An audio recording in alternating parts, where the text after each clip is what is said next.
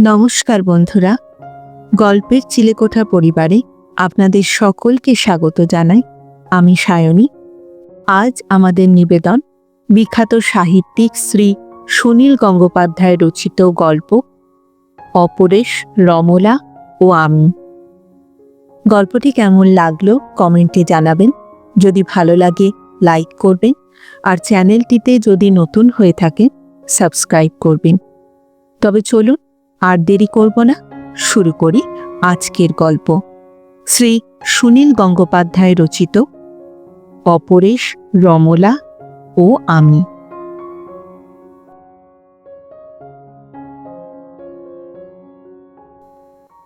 আমি প্রথমটা দেখতে পাইনি। বাসে উঠতে যাচ্ছি, একজন মহিলা নামছেন দেখে পথ ছেড়ে দাঁড়িয়েছি। চোখ তুলে মুখের দিকে তাকিয়েই ভদ্রমহিলাকে পুরোপুরি দেখলুম, আর তক্ষুনি চিনলুম।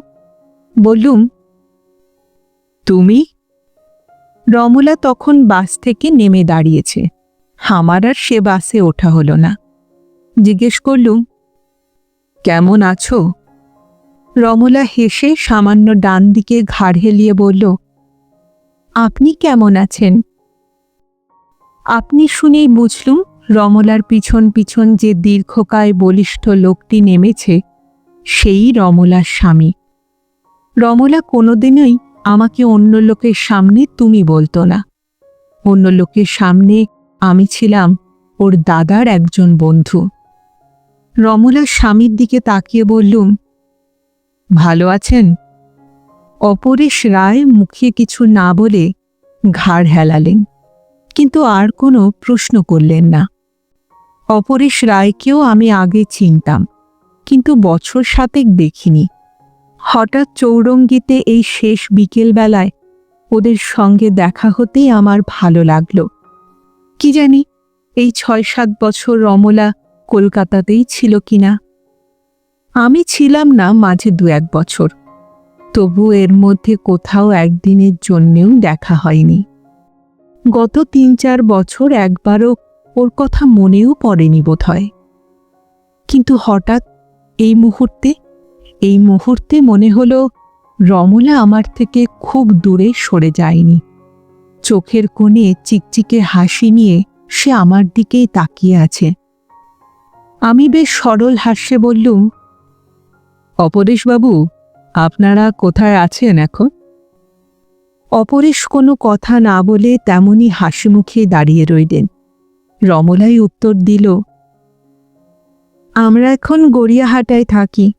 ওর অফিস থেকে কোয়ার্টার দিয়েছে। আপনি এখন কি করছেন?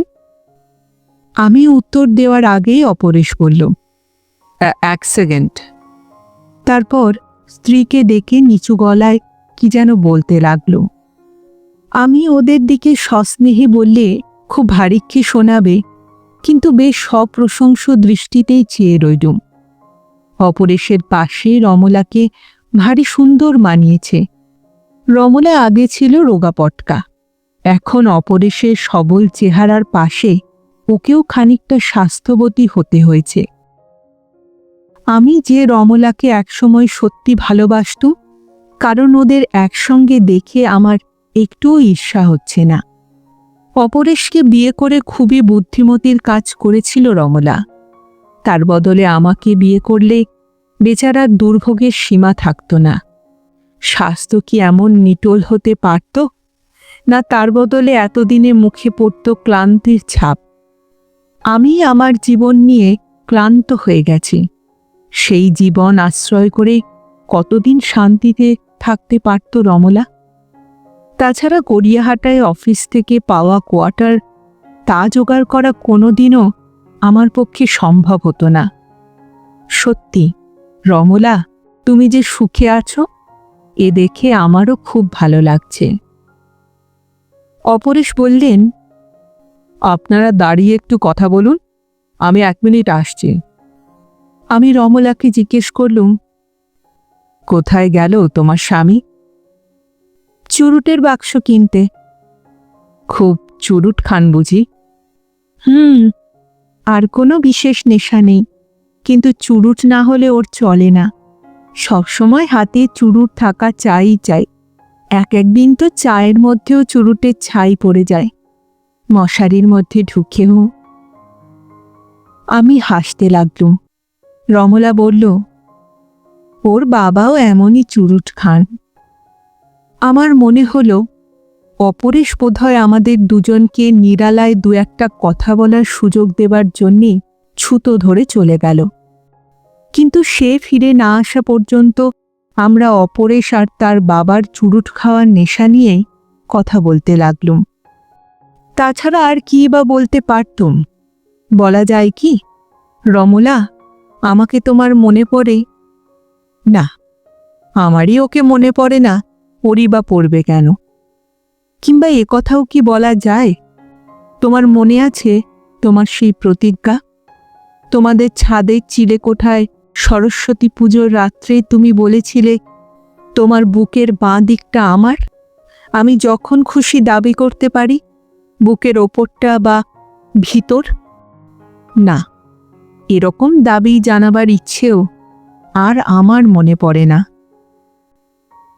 রমলা আবার বলল, কোনোদিনও যদি চুরুট একেবারে ফুরিয়ে যায় তখন কি করে জানো? সাদা কাগজ মোটা করে পাকিয়ে হাতে ধরে থাকে, মাঝে মাঝে কাগজটা মুখে টানার ভান করে, অন্যমনস্কভাবে অবিকল চুরুটের ছাই ঝাড়ার মতো আঙুল দিয়ে টোকা দেয়। নেশাটা মুখের না হাতের, আমার মাঝে মাঝে সেই সন্দেহ হয়। রমলার সঙ্গে গলা মিলিয়ে আমিও হাসছিলাম। অপরেশ ফিরে এলেন এর মধ্যে। এবার অপরেশের মুখের হাসিটা আর দেখা যায় না।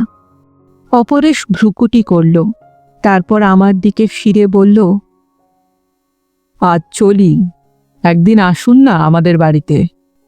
আমিও আর বিশেষ জোর করলুম না। রমলার দিকে হাসি মুখে তাকিয়ে পরে ঘাড় ঘুরিয়ে অপরেশকে একবার নমস্কার জানালুম। অপরেশ ততক্ষণে এগোতে শুরু করেছে। রমলা ওর বাড়িতে যাওয়ার কথা বললুম, অথচ ঠিকানা দিয়ে গেল না। তার মানে ওটা কথার কথা, অথবা ধরেই নিয়েছে আমি যাব না বা যাবার দরকার নেই আমার। কিন্তু সেই পড়ন্ত বিকেলে ওদের সঙ্গে হঠাৎ দেখা হয়, আমার বেশ ভালো লাগছিল। ইচ্ছে হচ্ছিল ওদের সঙ্গে বসে একটু গল্প করি, প্রচুর হাসাহাসি হোক, অপরেশের সামনে রমলাকে দু একটা পুরনো কথা তুলে লজ্জা দিই, যাতে অপরেশও প্রচুর মজা পেয়ে হাসতে পারে। 6-7 বছর ওদের কথা একেবারেই ভাবিনি, কিন্তু সেই দেখা হওয়ার পর একদিন আমি এক বন্ধুকে টেলিফোন করার জন্য গাইডের পাতা উল্টাতে অন্যমনস্কভাবে অপরেশ রায়ের নাম খুঁজতে লাগলুম। অফিস থেকে কোয়ার্টার দিয়েছে যখন, তখন বাড়িতে ফোন থাকা খুবই স্বাভাবিক। গাইডে 3 জন অপরেশ রায়, গড়িয়াহাটের ঠিকানা যার। আমি তার নম্বর খোঁড়াতে লাগলুম। এখন দুপুরবেলা, অপরেশের বাড়িতে থাকার কথা নয় যদিও। রমলা আমাকে কখনো টেলিফোন করেনি, কিন্তু ওর গলা টেলিফোনে শুনেই আমি চিনতে পারলুম। আমি বললুম, রমলা, আমি। ওপাশে কিছুক্ষণ নিস্তব্ধতা, তারপর শান্ত স্বরে জিজ্ঞেস করল, এতদিন পর তুমি হঠাৎ ফোন করলে যে? আমায় চিনতে পারছ তো? হ্যাঁ, পারছি, কিন্তু এতদিন পর? এতদিন পর হঠাৎ সেদিনই দেখা হলো কি না। তুমি কেমন আছো? আমি ভালো আছি, তুমি আর কোনোদিনও ফোন করো না। সে কি রমলা, আমার তো কোনো খারাপ মতলব নেই, এমনি তো শুধু। না না লক্ষ্মীটি, ও তোমার জন্য এখনো কষ্ট পায়। কষ্ট পায়? কে? অপরেশ? আমার জন্যে? কেন? কেন তুমি জানো না? আমি কি করে জানব? আমি ওর মনের কথা কি করে বুঝবো শুনি? আসলে ও ভাবে তোমার সঙ্গে এখনো আমার লুকিয়ে দেখা হয়। যা, ইয়ার কি করছো? 7 বছরেও? হ্যাঁ, অথবা অথবা কি? ও ভাবে আমি তোমার জন্য লুকিয়ে লুকিয়ে কখনো কাঁদি। সত্যি কাঁদো নাকি এখনো? আমি টেলিফোনে অনেকখানি হাসি পাঠিয়ে দিলুম রমলার কাছে। বললুম, যত সব পাগলের কাণ্ড। অপরেশকে দেখে মনে হলো বেশ বুদ্ধিমান, সপ্রতিভ লোক। সে 7 বছরেও নিজের স্ত্রীকে চিনতে পারল না। আচ্ছা আচ্ছা, বেশ, ফোন করব না আর কখনো। কিন্তু রমলা, ও তো সবই জানতো আগে। জানতো তুমি ইচ্ছে করেই ওকে বিয়ে করেছ। কেউ তোমাকে জোর করেনি। আমার সাধ্য ছিল না তোমাকে আঁকড়ে রাখি। প্লিজ নীলুদা, ওসব কথা থাক এখন। তুমি আমাকে ভুলে যাও। আর কোনোদিনও। লাইন ছেড়ে দিল। আমি দুঃখিত হাতে কিছুক্ষণ রিসিভারটা ধরে রইলুম, তবু কড়কড় শব্দ হতে লাগল। আমি রিসিভারটা একবার রেখে আবার তুলে নিয়ে সেই একই নম্বর আবার ডায়াল করলুম। ওপাশ থেকে তুলতেই আমি সঙ্গে সঙ্গে বললুম, রমলা, আবার আমি। নীলুদা, তুমি আমার সঙ্গে শত্রুতা করতে চাও? না রমলা, আমায় বিশ্বাস করো। আমি তোমাকে সুখী করতে চাই। আমি আর কোনোদিনও তোমাকে ফোন করব না। পথে দেখা হলেও এড়িয়ে যাব। সত্যি রমলা, তোমাদের জীবনে একটুও ব্যাঘাত করার ইচ্ছে নেই আমার। আসলে ভেবেছিলুম বন্ধুর মতো একটু দেখাশোনা করে গল্পগুজব করব, তাও দরকার নেই। কিন্তু অপরেশের কথাটা শুনে আমার মনটা খারাপ হয়ে গেল। সে বুদ্ধিমান ছেলে, লেখাপড়া শিখেছে, কিন্তু এ কিরকম মন তার! 7 বছর আগেকার ব্যাপার সে মনে পুষে রেখেছে। ওই যে সেদিন তোমার সঙ্গে দেখা হওয়ার পর ইচ্ছে করে একটুক্ষণ আড়ালে চলে গেল। ধরেই নিয়েছিল তোমার সঙ্গে আমি গোপন দুঃখের কথা বলবো। গোপন দুঃখ? তা নিয়ে আবার মুখে কথা বলা যায় নাকি? কি সর্বনাশ! রমলা, অপরেশ কি তোমাকে কষ্ট দেয়? মোটেই না, নিজেই মন খারাপ করে থাকে। প্রায়ই বলে আমি ওকে ভালোবাসি না, কারণ আমি নাকি তোমাকে ভুলতে পারি না। ইস, ছি ছি ছি। আচ্ছা, আমি আর এর মধ্যে থাকতে চাই না। আমি আর কোনোদিনও তোমাদের মধ্যে আসব না। রমলা, বলো তো, অপরেশ কোন অফিসে চাকরি করে? কেন? তুমি জানতে চাইছো কেন? কোনো ভয় নেই তোমার? আমি তোমাকে আমার পুরনো গলায় বলছি, কোনো ভয় নেই। আমাকে প্রায়ই তো নানা কাজে অনেক অফিসে যেতে হয়। অপরেশের অফিসের নামটা জেনে রাখি, সেখানে কোনোদিনও যাব না, যাতে কোনোদিনও ওর সঙ্গে হঠাৎ আর দেখা না হয়। তাই অফিসের নামটা জেনে রাখলে এড়িয়ে যেতে সুবিধে হবে। ও আচ্ছা, আলফা এক্সপোর্ট, স্টিফেন হাউসে অফিস। আচ্ছা রমলা, তাহলে আমি এবার ছেড়ে দিচ্ছি। আমরা অনেক দূরে সরে গেছি।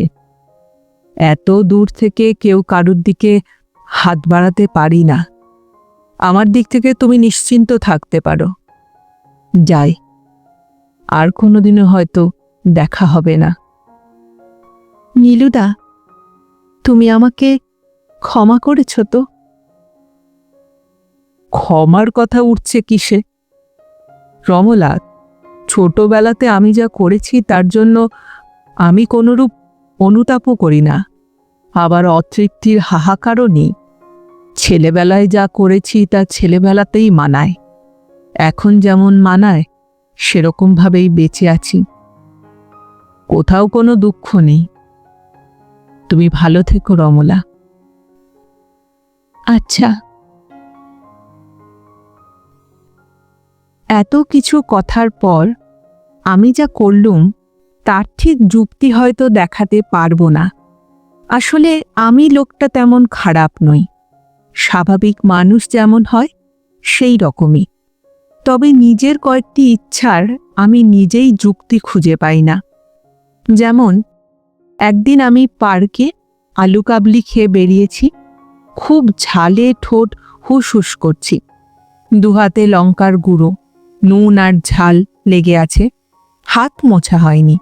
কোথায় হাত মুছবো ভাবছি, পকেট থেকে রুমাল বের করে মোছা যায়, কিন্তু সেই রুমাল দিয়ে ভুল করে যদি কখনো মুখ মুছতে যাই তবে চোখের সর্বনাশ। কি করব ভাবছিলুম, এই সময় একটি সুবেশ যুবকের দিকে আমার চোখ পড়ে। চমৎকার চেহারা, খুব দামি পোশাক পরা, পরিচ্ছন্ন চেহারার যুবকটি পথের মোড়ে দাঁড়িয়ে সিগারেট টানছিল। হঠাৎ আমার ইচ্ছে হলো সেই যুবকটির গায়ের জামায় হাত দুটি মুছে দিই। ভাবতেই আমার হাসি পেয়ে গেল। এখন সোজা গিয়ে যদি ওর ফর্সা জামায় আমার হাত দুটি ঘষে দিই, কি অবস্থা হবে? যুবকটি হয়তো কোনো নারীর জন্য অপেক্ষা করছে। তা সত্ত্বেও আমার ইচ্ছাটা এমন প্রবল হলো যে আমি ওর কাছাকাছি গিয়ে দাঁড়ালুম। কিন্তু সামনাসামনি হাত ঘষে দেব এত সাহস তো আমার নেই। কিন্তু প্রবল ইচ্ছা হতে লাগল। ছেলেটির চোখে কালো গগলস, সেই দেখেই কিনা হঠাৎ আমার মনে হলো ছেলেটি আমার শত্রু, এর ওপর আমার প্রতিশোধ নিতেই হবে। অথচ ওকে আমি কোনো দিনও দেখিনি। যুবকটি হাঁটতে শুরু করতেই আমি ওকে অনুসরণ করলাম। 10 মিনিট হাঁটল সে, আমিও ওর পিছনে পিছনে যাচ্ছি। তখন আর আমার ফেরার উপায় নেই, তাহলে আমি যে ওর কাছে হেরে যাব। আমার হাতের পাঞ্জা দুটো খোলা, তখনও লঙ্কা তেঁতুলের টক লেগে আছে। হাজরার মোড় থেকে ছেলেটি একটি বাসে উঠল, সেই আমার সুযোগ। আমিও বাসে উঠে পড়ল। খুব ভিড় ছিল। ভিড় ঠেলে আমি ওর ঠিক পিছনে দাঁড়িয়েছি, আর এক সুযোগে ওর পিঠে এঁকে দিয়েছি আমার দুহাতের ছাপ। তারপরেই জয়ের গর্বে মন ভরে উঠল। আমি নেমে পড়লুম বাস থেকে। বোধহয় সেই রকমই কোনো যুক্তিতে আমার বারবার মনে হতে লাগল অপরেশের সঙ্গে আমার বন্ধুত্ব করা দরকার। সে আমাকে শত্রু ভাবছে, অথচ আমি তো সত্যই তার বন্ধু। রমলাকে বিয়ে করে সে সুখী করেছে, সে আমার বন্ধু হবে না? আমি রমলাকে একসময় পাগলের মতো ভালোবাসতুম, এখনো ভালোবাসি নিশ্চয়ই। যদি দেখতুম রমলার স্বামী একজন কুৎসিত গরিব লোক কিংবা মাতাল লম্পট জুয়ারি, তার ওপর আমি নিশ্চিত রেগে যেতুম। সে হতো আমার শত্রু। কিন্তু অপরে সমন দৃপ্ত স্বাস্থ্যবান, সে রমলাকে স্বাচ্ছন্দ্য দিয়েছে, সে আমার শত্রু হবে কেন?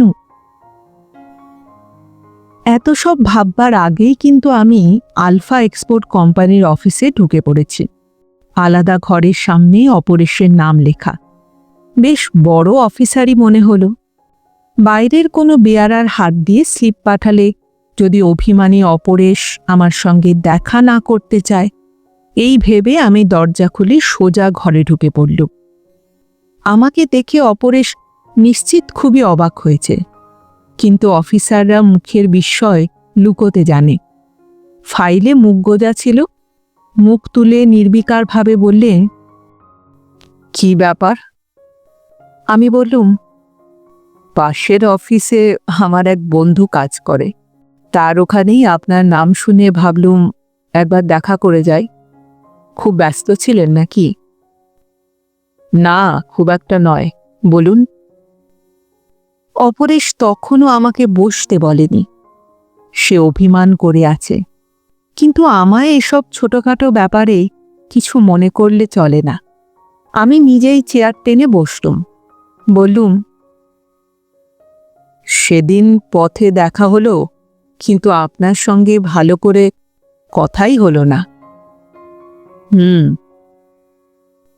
তা এই অফিসে কতদিন আছেন? অপরেশ বলল, একটা কথা আগে থেকে জিজ্ঞেস করে রাখি, আপনি নিশ্চয়ই আপনার ভাইপো বা বন্ধুর ভাইয়ের জন্য চাকরির উমেদারি করতে আসেননি। এখন লোক নেওয়া হচ্ছে যদিও, কিন্তু আমাদের অফিসে ওসব চলে না। এ যে স্পষ্ট অপমান। এ কথায় আমার খুব রেগে ওঠাই উচিত ছিল বোধহয়। তবু হেসে বললুম, না না, আমি কারো চাকরির জন্য আসিনি, আমার নিজের জন্যও নয়। আমি আন্তরিকভাবে দু একটা কথা বলতে এসেছিলাম। আমার কাছে হঠাৎ? আপনি আমার সঙ্গে কথা বলতে পছন্দ করছেন না, তার কারণ হয়তো। শুনুন, কোনোই কারণ নেই। আপনার সঙ্গে আমার কোনোদিনই ভালো করে তো পরিচয় ছিল না। হঠাৎ অর্ধপরিচিত লোকেদের সঙ্গে আন্তরিক আলোচনা করাটা আমার স্বভাব নয়। আমার স্ত্রীর মাকে আমি মা বলে ডাকি, তা বলে আমার স্ত্রীর সব বন্ধুদেরও আমি বন্ধু ভাববো, তার কি মানে আছে? আমি বললাম, স্ত্রীর বন্ধু বলতে আপনি ঠিক কি ভাবছেন বলুন তো? ঢং ঢং করে বেল টিপে অপরেশ বেয়ারাকে ডাকলেন। তারপর রুক্ষ গলায় বললেন, নন ফোরাস মেটালের ফাইলটা এখনো পেলাম না কেন? কি করছো সারাদিন? অপরেশের সঙ্গে ওর অফিসে এসে দেখা না করলেই বোধহয় ভালো হতো। অফিসের বাইরে ছুটির পর দাঁড়িয়ে থাকাই উচিত ছিল আমার। এইসব অফিসারদের ব্যবহার এমন হাস্যকর হয়, যতক্ষণ নিজের কামরায় বসে থাকে ততক্ষণ নিজেদের কি জানি কি মনে করে। বাইরে বেরোলেই এরা সাধারণ মানুষ, কিন্তু নিজের এই পার্টিশন করা ঘরের মধ্যে টেবিলের উল্টো দিকে নিজের ঘুরানো চেয়ারে বসলেই আর কিছুতেই মুখের ভাব সরল করতে পারে না। কার্টুনের মতো মুখভঙ্গি করে থাকে। অপরেশ আবার আমার দিকে ফিরে বললেন, হ্যাঁ, তো কি বলছিলেন বলুন। আমি চেয়ারটাকে টেবিলের আরও কাছে টেনে আনলুম। আমার মুখে হাসি।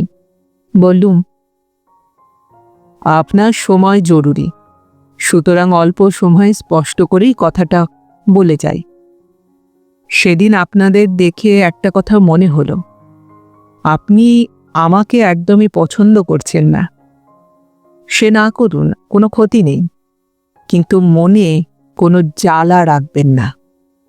রমলার সঙ্গে আমার সম্পর্ক ছিল, এ কথা জেনেও আপনি ওকে বিয়ে করেছেন, কিন্তু তারপর আর ওর সঙ্গে আমার কোনো সম্পর্ক নেই। ছেলেবেলায় এরকম বন্ধুত্ব অনেকেরই থাকে, আপনারও হয়তো ছিল কোনো মেয়ের সঙ্গে। বিয়ের পর আর ওসব কে মনে রাখে? রমলাকে আমার মনেও পড়ে না।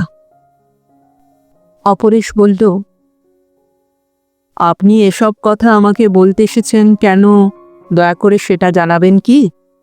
রমলাকে আপনি মনে রেখেছেন কি রাখেননি এটা শুনে সে দুঃখিত বা খুশি হতে পারে, কিন্তু আমার কি করার আছে? আমার স্ত্রীর সব ব্যাপারে আমি মাথা ঘামাবো এরকম হীন আমি নই। আপনার সঙ্গে যদি তার গোপনে সেন্টিমেন্টাল অ্যাফেয়ার থেকেই থাকে তাতেই বা। আমি হঠাৎ টেবিলে দুম করে একটা ঘুষি মেরে চেঁচিয়ে বললুম, যদি বলছেন কেন? হ্যাঁ, বলছি না নেই, কিচ্ছু নেই। আমার মুখ দেখে আপনি বুঝতে পারছেন না? না। অপরেশের মুখ আরও কঠিন হয়ে গেল। অহংকারী গলায় বলল, এটা একটা অফিস, দয়া করে মনে রাখবেন, নাটক করার জায়গা না এটা। আমি বললাম, এখনো মনে হচ্ছে আমি নাটক করছি?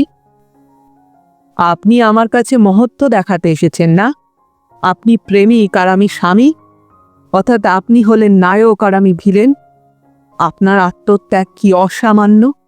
রমলাকে আপনি আমার হাতে তুলে দিয়েছেন, এখন আবার এসেছেন উদারতা দেখাতে। না, আপনি ব্যর্থ প্রেমিক, আপনি এসেছেন নায়িকাকে সুখী করতে। শুনুন, আমার কিছু যায় আসে না। আপনি রমলার সঙ্গে ব্যভিচার করুন কি মনের দুঃখে আত্মহত্যা করুন, আমার কিচ্ছু যায় আসে না। দয়া করে শুধু আপনার ওই ফিল্দি ফেস আমাকে আর দেখাবেন না। আমি বললাম, অপরেশবাবু শুনুন, আপনি কিন্তু বাড়াবাড়ি। আপনি যদি এক্ষুনি এখান থেকে চলে না যান, আমাকে ইংরাজিতে গেট আউট বলতে হবে। সেটা নিশ্চয়ই খুব কর্কশ শোনাবে। দয়া করে আসুন।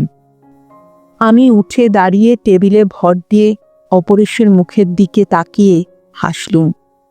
সেই হাসি দিয়ে আমি ওকে বললুম, তুমি একটা বিষম বোকা লোক অপরেশ, বিষম বোকা। সেখান থেকে বেরিয়ে আমি সোজা চলে এলাম গড়িয়াহাটায়। ঠিকানা খুঁজে পেতে দেরি হলো না। তেতলায় 3টে ঘরের ফ্ল্যাট। রমলা দরজা খুলতেই আমি জোর করে ঢুকে পড়লাম। বিবর্ণ মুখে রমলা বলল, নীলুদা, এ কি সর্বনাশ করতে এসেছ আমার? এখানে কেন তুমি? আমি 2 হাতে জড়িয়ে ওকে বললুম, মিলু, আমাকে দয়া করো, দয়া করো। 7টা বছর আমি তোমাকে দেখিনি। আমি তো বেশ ছিলাম, কিন্তু সেদিন তোমাকে একবার দেখে আমার বুকের মধ্যে আবার সব ওলটপালট হয়ে গেছে। আমি আর থাকতে পারছি না। এখন বুঝতে পারছি মিলু, এই 7টা বছর আমি শুধু তোমার কথাই ভেবেছি। তোমাকে ছাড়া আমি কি করে বাঁচব মিলু? না না নীলুদা, ও যে কোনো সময় এসে পড়বে। এখন যাও, তোমার পায়ে পড়ি আমি। না না, আসবে না। অফিস ছুটি হতে অনেক দেরি। তার আগে আমি তোমার সামনে বসে একটু কথা বলতে চাই মিলু। 4:30 সময় আমার ছেলেকে আনতে যেতে হবে স্কুল থেকে। নীলুদা, তুমি প্লিজ যাও। 4:30-ও 1 ঘন্টা দেরি। মিলু, আমাদের আগেকার সবই কি মিথ্যে হয়ে গেল? আচ্ছা নীলুদা, তুমি কেন বিয়ে করনি বলো তো? কেন আমাকে ভুলে যাওনি? আমি সহ্য করতে পারবো না। আমি আর অন্য কোনো মেয়ের দিকে তাকাতে পারি না যে। আমি আজ তোমার কাছে আমার দাবি জানাতে এসেছি। তোমার বুকের বাঁ দিক আমার ছিল না? রমলার মসৃণ সৌরভময় শরীর আমার বাহুর মধ্যে। আমি বুঝতে পারলুম ওর শরীর কাঁপছে। হয়তো আমার কাছ থেকে নিজেকে ছাড়িয়ে নিতে চায়। কিন্তু ওর একটা হাত আমার পিঠে। আমি ওর মুখ উঁচু করে কপালে ও ঠোঁটে চুমু খেলাম। মনে হলো ওর একটা ঠোঁট ঠান্ডা আর একটা ঠোঁট উষ্ণ। আমি ওকে ছেড়ে দিয়ে ঘরের দরজাটা বন্ধ করে দিয়ে এলুম। রমলা ঠোঁটে হাত চেপে আর্তকণ্ঠে বলল, না না, আমি পারবো না। আমার ঘর সংসার সব ভেসে যাবে নীলুদা। আমি পারবো না। তাহলে আমাকে আত্মহত্যা করতে হবে। কিন্তু আমার ছেলে আছে। রমলার পায়ের কাছে বসে বললুম, মিলু, এবার তোমার পা দুটো আমার বুকের ওপরে রাখি। বিশ্বাস করো, আমি 7 বছরে একটুও বদলাইনি। আমি দুর্বৃত্ত ডাকাত হয়ে যাইনি। কিছুই কেড়ে নেব না আমি জোর করে। আমি নিজেকে বুঝতে পারি না। কাল পর্যন্ত জানতুম আমি তোমাকে সম্পূর্ণ ভুলে গেছি। তোমার প্রতি আমার কোনো লোভ নেই। কিন্তু আজ অপরেশের সঙ্গে দেখা করার পর। তুমি ওর সঙ্গে দেখা করেছিলে?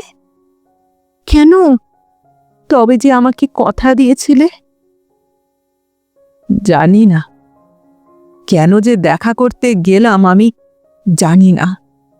কিন্তু অপরেশ আমাকে অপমান করল। রমলা আমার বুকের ওপর এসে হু হু করে কাঁদতে লাগল। ফিসফিস করে বলল, আমিও তোমাকে ভুলতে চেয়েছিলাম নীলুদা। আমি ভুলতে পারিনি। অনেক চেষ্টা করেছি। ও আমার মুখ দেখে ঠিকই বুঝতে পারতো, কিন্তু তুমি আবার কেন এলে? কেন কেন? জানি না, 1 ঘন্টা আগেও ভাবিনি তোমার কাছে কখনো আবার আসব, কিন্তু দেখলুম তোমার অপরেশ একটা নির্বোধ। 7 বছর আগে তুমি আমাকে ছেড়ে দিয়েছিলে কেন নীলুদা? সে কথা আমি 7 বছর আগে জানতুম, এখন ভুলে গেছি। এই 7 বছরে তুমি আরো সুন্দর হয়েছ, কিন্তু তোমার শরীর এখনো আমার কাছে ঠিক সেই রকমই চেনা। বেশ, তবে তোমার চেহারা এমন রুক্ষ হয়ে গেছে কেন বলো? যদি বলি তোমার জন্যে, তাহলে কি খুশি হবে? কিন্তু তা বোধ হয় নয়। আচ্ছা মিলু, এখন যদি অপরে শেষে পড়ে? তাহলে আমাকে বিষ খেয়ে মরতে হবে। না না, তুমি মরবে কেন? কিন্তু আমাকেও যেন জানালা দিয়ে লাফাতে বলো না। 3 তলা থেকে আমি লাফাতে পারবো না, বাথরুমেও লুকোতে পারবো না। বাথরুমের মধ্যে আমি ধরা পড়তে চাই না। খাটের তলায়ও ঢুকে থাকা অসম্ভব, ওখানে নিশ্চয়ই আরশোলা আছে। নীলুদা, তুমি আমার কাছে কেন এসেছো সত্যি করে বলো তো? আমি রমলার চুলের মধ্যে হাত বুলোতে বুলোতে বললুম, অপরেশ আমাকে আসতে বলল। কি? হ্যাঁ, আমি অপরেশের কাছে গিয়েছিলুম, দেখলুম ও একটা বোকা অহংকারী মানুষ। ও আমার মুখ দেখে বুঝতে পারল না যে আমি সত্যি কথা বলছি। ও আমাকে অপমান করে সুখী হতে চাইল, যেমন ও তোমাকে চিরকাল সন্দেহ করে সুখে থাকবে। ও তোমার ওপর অত্যাচার করবে না কোনোদিনও। তোমাকে সন্তান দেবে, সম্পদ দেবে, তোমাকে ভালোবাসবে, কিন্তু সন্দেহ করে যাবে চিরকাল, সারা জীবন।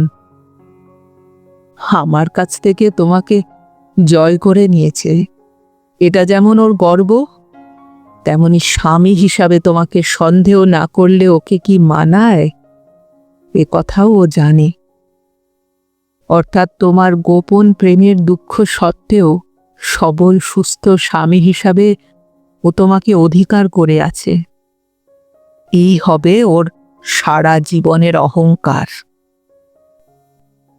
নীলুদা, এসব তুমি কি বলছো? আমি তো কিছুই বুঝছি না। ঠিকই বলছি। ওর কাছ থেকে বেরিয়ে এসে হঠাৎ আমার মনে হলো, তাহলে আমিও বা কেন ক্ষতি স্বীকার করব?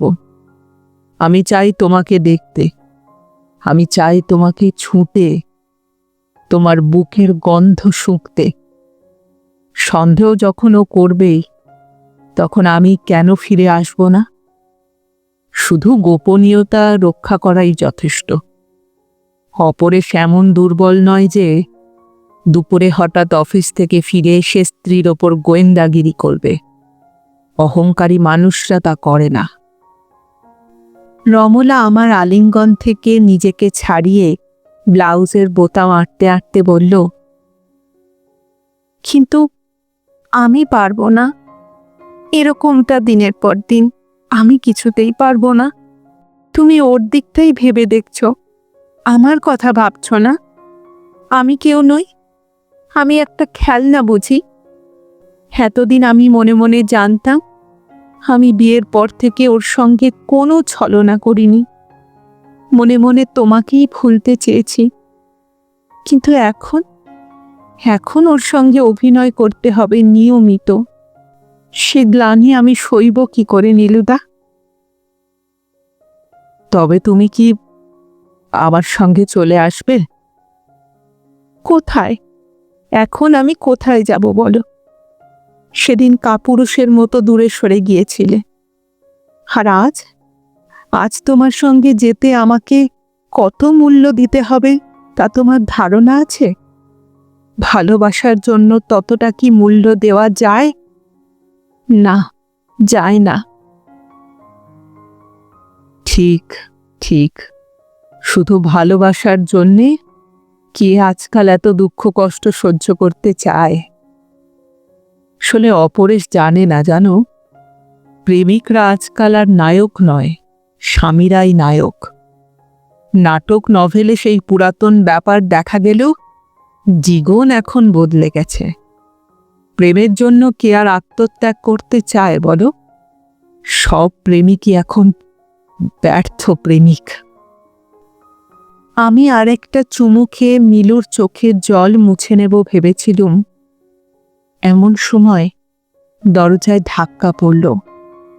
মিলু ঝট করে ঘুরে সরে দাঁড়িয়ে বলল, এবার এবার আমার কি হবে? আমি জিজ্ঞেস করলুম, অপরেশই নাকি? নিশ্চয়ই। যা, তা হতেই পারে না। প্রতিবেশী হতে পারে, কোনো সেলসম্যান বা তোমার ঝি নেই? হিংস্র চোখে রমলা বলল, আমি ওই আওয়াজ চিনি। শেষে তুমি আমার সর্বনাশ করে গেলে। সর্বনাশ কি মিলু? আমি তো তোমার পাশেই আছি। দরজায় আবার ধাক্কা পড়তেই আমি দরজাটা খুলতে এগিয়ে গেলুম। রমলা বলল, চুপ, একদম ওখানেই দাঁড়িয়ে থাকো। আমি বললুম, তাড়াতাড়ি দরজা খুলে দেওয়াটাই তো সবচেয়ে স্বাভাবিক। রমলা অল্প অল্প কান্নার আওয়াজ করতে করতে বলল, তুমি আমার কেউ নও। শুধু শুধু তুমি আমার সঙ্গে খেলা করতে এসে সর্বনাশ করে গেলে। আমি তোমাকে কোনো দিনও ভালোবাসিনি, কোনো দিনও না। আমি বললাম, আচ্ছা, তাই বুঝি? তাই তুমি আমি এ ঘরে প্রথম ঢোকার পরই আমার আলিঙ্গনে ধরা দিয়েছিলে না? চুপ, একদম চুপ, একটাও কথা বলবে না, একটাও না। বলেই পাগলাটে ধরনের রাগে রমলা কি একটা পেপারওয়েট না অন্য কোনো ভারী জিনিস ছুঁড়ে মারল আমার দিকে। ওর ব্যবহার এমনই অস্বাভাবিক যে আমি মুখটা সরিয়ে নিইনি। সোজা এসে সেটা আমার কপালে ও নাকে লাগল। সঙ্গে সঙ্গে মাথাটা ঝিমঝিম করে উঠল। মনে হলো, ভাগ্যিস চোখে লাগেনি। আমার সাধারণ শরীর, তাই নাক দিয়ে বেশ রক্ত বেরিয়ে গেল। আমি রুমাল দিয়ে নাকটা চেপে ধরে দরজার দিকে এগিয়ে গেলুম। রমলা আরও কি একটা যেন ছুঁড়ে মেরেছে আমাকে, কিন্তু ততক্ষণে আমি দরজা খুলে দিয়েছি। একটা ফুটফুটে 6 বছরের ছেলে দাঁড়িয়ে। অপরেশ নয়, রমলার ছেলে। একাই বা কারোর সঙ্গে ফিরে এসেছে। ভারী সুন্দর দেখতে হয়েছে তো ছেলেটাকে। অবিকল মায়ের মুখ পেয়েছে। ছেলেটা ঘরে ঢুকতেই ঘরের কোণ থেকে এগিয়ে এলো রমলা।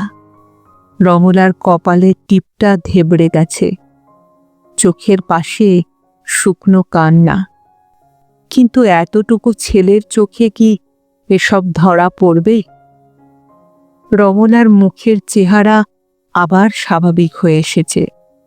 জিজ্ঞেস করল, তুই তুই কার সঙ্গে এলি রে? ছেলেটি বলল, বিল্টুদের গাড়িতে। তুমি এলে না যে? তারপর বলল, নীলুদা, তুমি একটু বেঞ্জিন লাগাবে? আমি হেসে বললুম, না, এমন কিছু লাগেনি, আমি যাই। আমি ছেলেটার চুলে হাত দিয়ে একটু আদর করে ঘর থেকে বেরিয়ে এলুম। রমলা পেছন থেকে তাকিয়ে আছে কিনা তা দেখার ইচ্ছেও হলো না একবার। ধীরে ধীরে আমি রাস্তায় বেরিয়ে এলুম।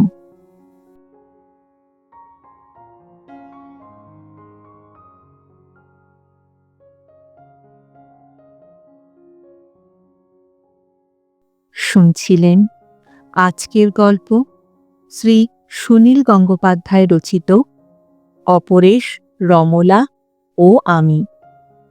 ফিরে আসছি আরেকটি নতুন গল্পের সঙ্গে কিছুদিনের মধ্যে।